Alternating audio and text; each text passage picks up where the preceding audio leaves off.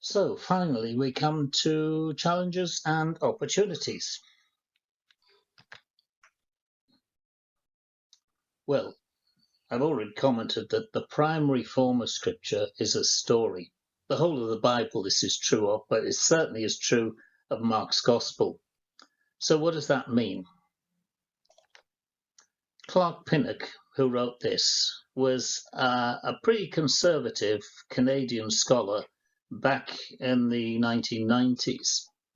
And in this book called Tracking the Maze, he wrote this: "We should redefine heresy as something that ruins the story, and orthodoxy as theology that keeps the story alive and devises new ways of telling it." He goes on to say, to be a Christian is to believe this story, the story of Jesus, that is, and to live on the basis of these metaphors. Christian faith is not rooted in speculative philosophy or in nature mysticism, but in this story, which constitutes the community and gives it its identity. To enter the community is to accept this story that is the foundation. And then he adds this: since there are many ways of telling the story, so there are many paths of sound doctrine, not just one path. I introduced Clark Pinnock by telling you he was a very conservative Protestant writer, Canadian academic, and it's important that you know who he was for that reason, because some of his statements you might think are a bit challenging to the kind of situation in which he found himself, and you'd be right. So what are the advantages of thinking of the gospel as story when it comes to the ministry that we're engaged in today? And I'm thinking particularly of those of you who I imagine are quite a number who are engaged, whether as ministers or local preachers or whatever, in communicating that story. Well, the first thing to be said about story is that story leaves space for meanings. Story doesn't tell you what it means. It's a story, and this is what Mark was doing all the time, telling the story and leaving people to interact with it at whatever point was appropriate and significant and meaningful for them, whether they were in Galilee or Rome or wherever. It also leaves spiritual questions open, because it raises questions, but it doesn't tend to answer them. A story can tell a story about a healing, for example, and you might have all sorts of questions about healings, but the way the story is told, just telling the story rather than saying, well, this is what it means as well, creates a space for reflection, for interrogation of the story, for conversation, and for questions to be explored. It also, of course, connects quite easily with life concerns, because that's what story does. Mark's Gospel is particularly significant because it fills up many of these stories with trivialities at one level, but in another way, that earths it in the everyday experience of ordinary people. It connects with life concerns, and though our homes might not be similar to the kind of homes, for example, in which the stories of Jesus are told, it's not difficult to make that transition from hearing the story and connecting with our own life concerns. It also stories also cross cultural boundaries. We know that stories are common to every culture around the world, and sometimes by not telling the story, we miss something really significant. I remember the very first time I went to Australia, having conversations with Aboriginal Christians there, who told me that if your people, if they had only come here and told their stories of Jesus, we would have placed them alongside our Dreamtime stories, and the outcome in terms of what happened next and Australian culture and the way our people, the Aboriginal people, were treated would potentially have been very different. That's something to think about, isn't it? And then, of course, a story invites participation because you either hear a story and think, well, that's a really weird story, don't know where that's coming from, or you think, yeah, that's me in that story. But either way, you're participating in it by asking intuitively, more or less, the question, where do I fit in here? What is that saying about my story? So how about Jesus? What did he do? Well, he did these three things, didn't he? As far as I can see, Jesus told stories, he listened to stories, and he asked questions.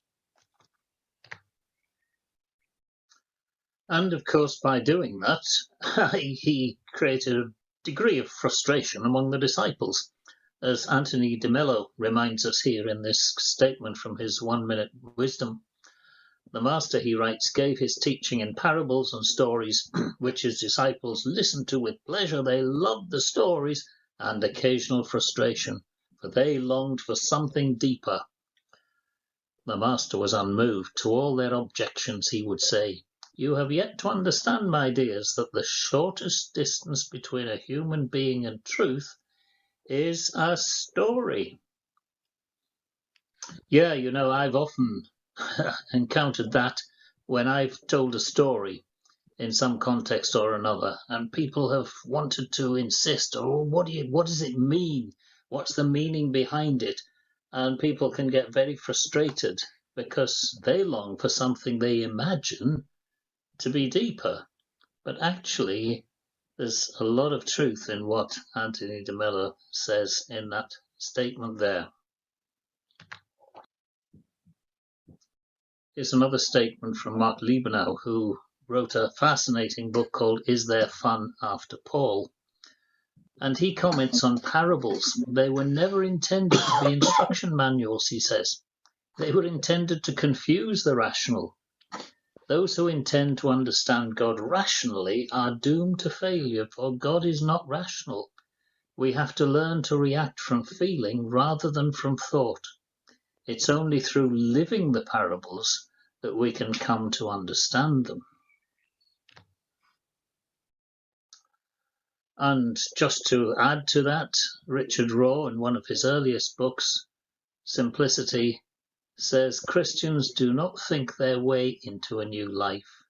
They live their way into a new kind of thinking. We don't think and then somehow become renewed.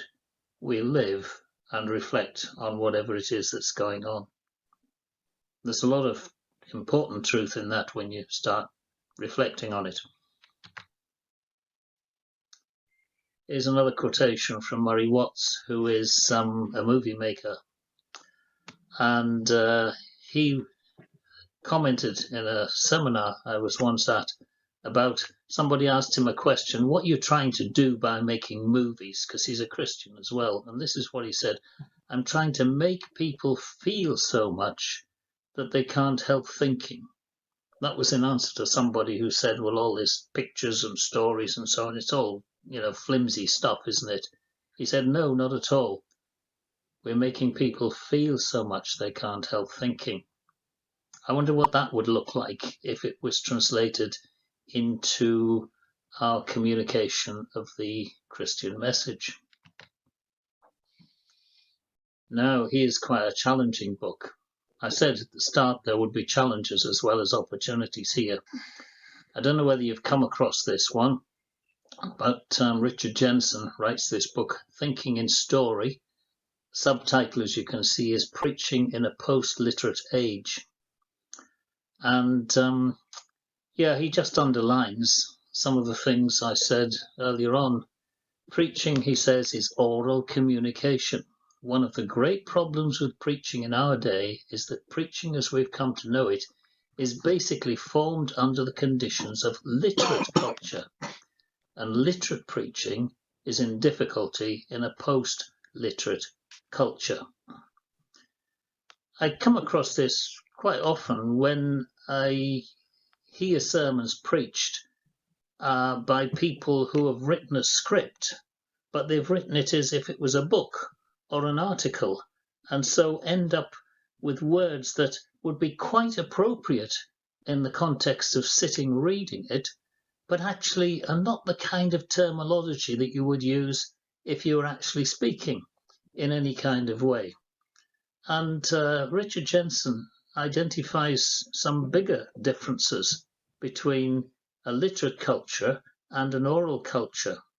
I think this does become quite challenging for a lot of people. He says in a literate culture, which will be the one in which I guess many preachers of a previous generation have been trained, you need a linear development of ideas. Well, actually, you need to stitch stories together and not be afraid of sharing stories. Structuring ideas in space? No, you don't go through with a beginning, a middle, and an end. Repetition is where Mark's gospel is at, coming round in a cyclical kind of way to say the same things, not over and over and over and over again, but repetition appropriately in the right place. Preaching in a literate culture makes propositions as the main points. Here are 5 things you need to believe, whereas actually preaching for an oral culture is about situational experiences, examples, as opposed to abstractions. It could be analytical. No, we don't want to be analytical. You need a tone of conflict. Left brain communication, right brain communication, metaphors of illustration. No, participation. Remember the other week I mentioned the importance of in the way in which story takes us up and actually invites us to identify with the characters in the various stories of the gospel. And ultimately, it's about, are we thinking in ideas or are we thinking in story? There's a lot there to think about, but we don't have time just now to explore it any further, but I would certainly recommend the book if you wish to follow that through. Of course, you will recognize that behind much that I've said, not just tonight, but in these other weeks, is a big question about what do we think the Bible is. And this is how Olive and I expressed this in a book that we wrote back in 2004, not on the Bible as it happens, but we did write a chapter on so-called Bible families. And in that we wrote this: the problem is not with the Bible, but with the way some Christians want to read and apply it. And here's the soundbite, if you like, that I think might help to inform some of our reflections on Bible and story. Bible stories are not meant to be models, but mirrors through which we can explore our own identity.